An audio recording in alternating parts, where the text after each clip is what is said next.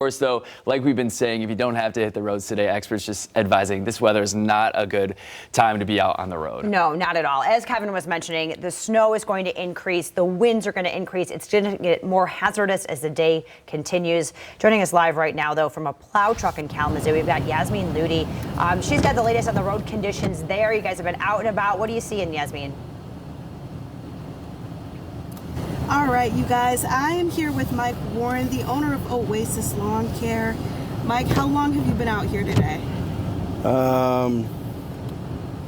We started about 8 o'clock. Okay, and we're actually on a street in Kalamazoo. It's called Arlington, and there is it's a very steep drive. So he's gonna show us just how hard it is to get down some of these roads with, a steep hill. Mike, what does it feel like right now? Nervous. Yeah. And that's why, because we are officially sliding down the hill.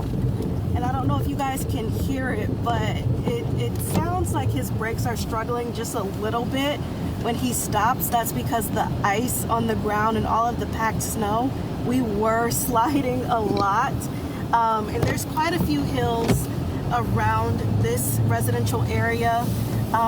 Mike, you drive a snowplow, so it's a little bit easier for you to get around, but for people who have regular cars, what tips do you have for them driving through this? The biggest thing is to give yourself a lot of stopping time.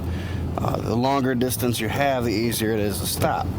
Most of the accidents that I see, it's because people didn't give themselves long enough to stop, and they have to slam on their brakes and they just slide through. Awesome.